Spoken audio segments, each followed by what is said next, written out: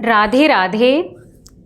आज मैं श्रीमद् भगवद गीता यथारूप के 3 अध्याय से 18वां श्लोक हम सब के कल्याण की प्रार्थना के साथ पढ़ूंगी। ओम श्री परमात्मने नमः। श्रीमद् भगवद गीता अथ तृतीयोऽध्यायः। अगर मुझसे पढ़ने में या समझने में कुछ भी गलती हो जाए तो मैं केवल भगवान की ही मंदबुद्धि बालिका हूँ, ऐसा जानकर प्रभु मुझे बहुत क्षमा करें। 3 अध्याय कर्मयोग 18वां श्लोक। नैव तस्य कृतेनार्थो न कृते नेह कश्चिन न चास्य सर्वभूतेषु कश्चिदर्थ व्यपाश्रयः।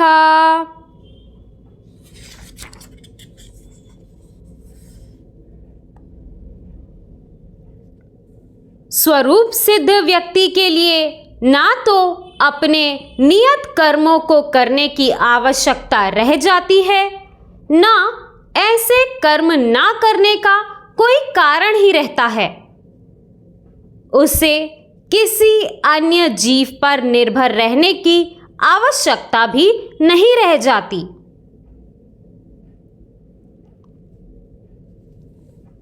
तात्पर्य: स्वरूप सिद्ध व्यक्ति को कृष्ण भावना भवित कर्म के अतिरिक्त कुछ भी करना नहीं होता,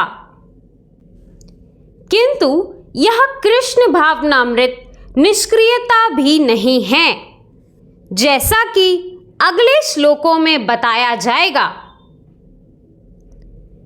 कृष्ण भावना भवित व्यक्ति किसी की शरण ग्रहण नहीं करता, चाहे वो मनुष्य हो या देवता। कृष्ण भावनामृत में वह जो भी करता है वही उसके कर्तव्य संपादन के लिए पर्याप्त है। राधे राधे।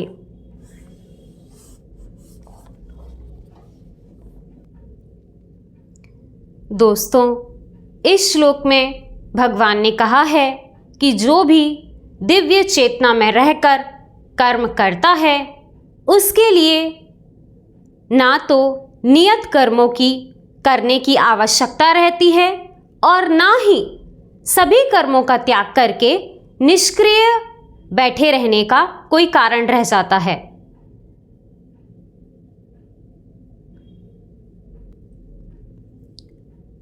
दोस्तों, सांसारिक जगत के निर्धारित कर्म हमारे जन्म से ही शुरू हो जाते हैं। जन्म लेते ही पहले हमें अपने शरीर के जन्मदाताओं के देखरेख में होना पड़ता है, उन्हीं की आज्ञा पर चलना पड़ता है और वो हमारे लिए जो कर्म निर्धारित कर दें या जहाँ पर भी हमारा जन्म हुआ हो उस संयोग से जो भी कर्म हमें मिले हों वो हमें करने पड़ते हैं।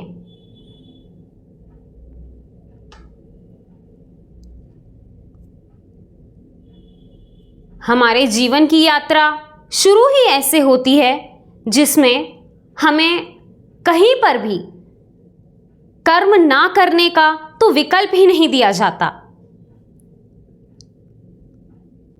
पहले अध्याय में अर्जुन कहते हैं कि मैं अपने ही पितामह पर शस्त्र कैसे उठा सकता हूं।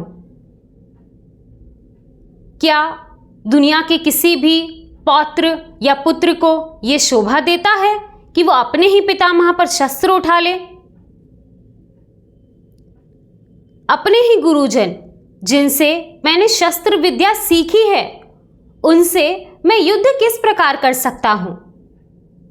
क्या ये शिष्य धर्म के विरोध नहीं होगा?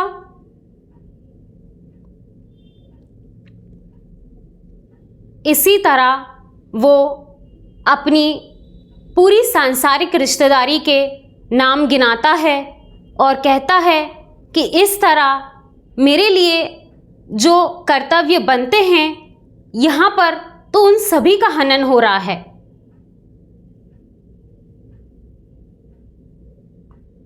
मेरे भाई, मेरे पुत्र, मेरे पौत्र, मेरे मामा, मेरे ससुर और मेरे सभी रिश्तेदार दोनों ही तरफ खड़े हैं।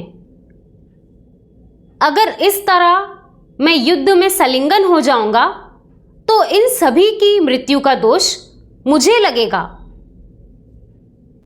और इस तरह अपने ही परिवारजनों से युद्ध करके मुझे क्या प्राप्त होगा? और मेरा जो कर्तव्य है, मेरा जो धर्म है इन रिश्तों के प्रति, उस पर भी लांछन लगेगा।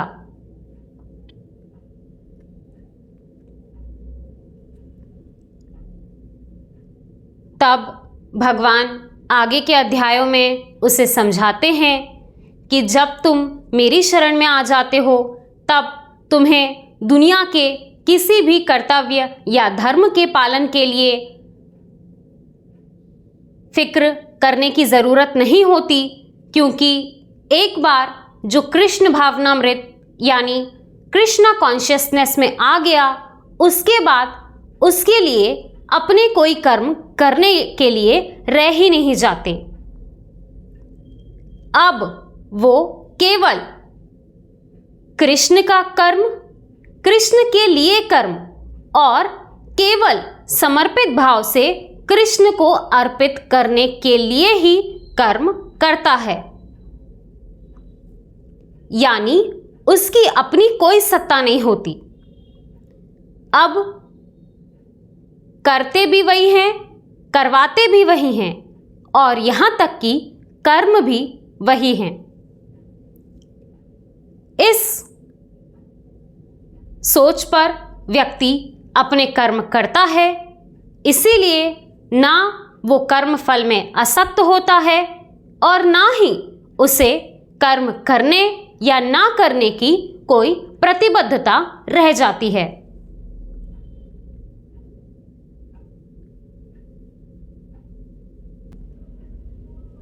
दोस्तों, पहले मेरे मन में एक ये बहुत बड़ा प्रश्न था कि हम जन्म लेते ही ऋणी होना चालू हो जाते हैं। ऋणी यानी कर्जदार। पहले हम अपनी जन्म देने वाली माता के ऋणी होते हैं, फिर अपना लालन पोषण करने वाले पिता के ऋणी होते हैं, फिर जिनसे हमें शिक्षा प्राप्त हुई उन गुरुओं के ऋणी हो जाते हैं और इस तरह आगे जाकर हम इस सांसारिक जगत में और कई सारे सगे संबंधियों के ऋणी होते चले जाते हैं। जिस प्रकार महाभारत में महारथी कर्ण कहते हैं कि मुझे पता है कि दुर्योधन के पक्ष में अधर्म है, परंतु मैं उसका साथ नहीं छोड़ सकता क्योंकि मैं उसका ऋणी हूं, और वो उस ऋण को चुकाने में अपने प्राण ही समर्पित कर देते हैं।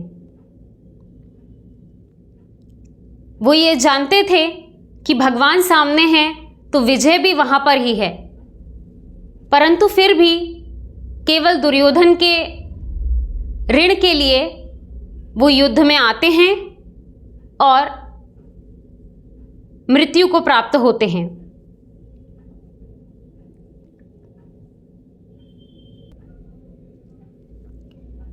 जिस प्रकार कर्ण अपने ऋण में फंसे हुए थे और उन्हें ये जानते हुए भी कि वो अधर्म के पक्ष में हैं, गलत कर्म कर रहे हैं, उन्हें उस कर्म में संलिग्न होना पड़ता है क्योंकि वो दुर्योधन के प्रति अपने मित्र धर्म का पालन कर रहे होते हैं।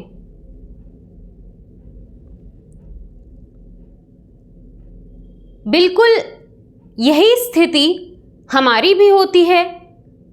हमारे कई सारे ऐसे सांसारिक संबंधी हैं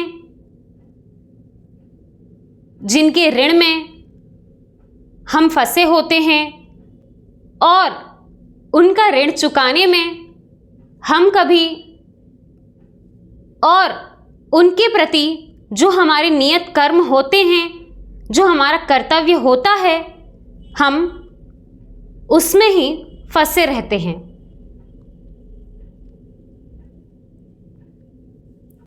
उस ऋण को चुकाने के लिए हम अपने नियत कर्मों का त्याग किस प्रकार कर पाएंगे? इस एक बहुत बड़े प्रश्न का जवाब मुझे दूसरे अध्याय गीता के सार के 38वें श्लोक में मिला,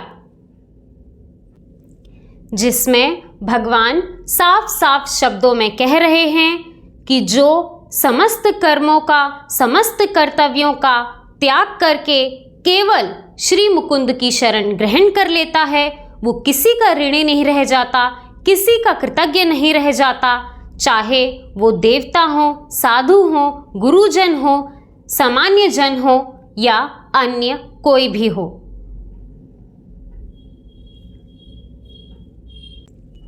अब आपको कोई फिक्र करने की जरूरत नहीं है। उन सभी लोगों का ऋण अब वही चुकाएंगे जिनकी आपने शरण ग्रहण कर ली है।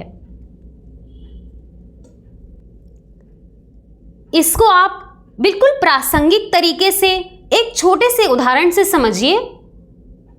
मान लीजिए आपके ऊपर 10-20 हजार रुपए का कर्ज है और आपकी दोस्ती या आपका संबंध किसी बहुत बड़े करोड़पति आदमी से हो जाए, तो क्या अब आपको फिक्र रह जाएगी कि वो 10-20 हजार कैसे चुकेंगे? आप तो ये मान के चलोगे कि ये 10-20 हजार तो ऐसे ही चुक गए, ये तो उसी दिन चुक गए थे जब मेरा इतने बड़े व्यक्ति के साथ संबंध हो गया था। और यहां तक कि जिन लोगों से आपने कर्जा लिया था, अब वो भी आपसे पैसे वापस नहीं मांगेंगे, ये जानते हुए कि अब आपका संबंध कितने बड़े आदमी से जुड़ गया है। उनके लिए 10-20 हजार क्या चीज होंगी? बिल्कुल इसी प्रकार जब आप परम पति से अपना संबंध स्थापित कर लेते हैं, तब सांसारिक जगत के छोटे मोटे संबंधियों के किसी भी व्यक्ति का कोई भी ऋण आपके ऊपर नहीं रह जाता। और अगर हो भी तो आप ये मान के चलिएगा कि अब मेरे सारे ऋण वही चुकाएंगे। मैंने एक बहुत सुंदर लाइन पढ़ी थी कि वो शब्द कहाँ से लाऊं जो बयां करें तेरी हस्ती को, वो शब्द कहाँ से लाऊं जो बयां करें तेरी हस्ती को, तेरी ही मेहरबानी है श्याम जो संभाल रखा है मेरी कश्ती को।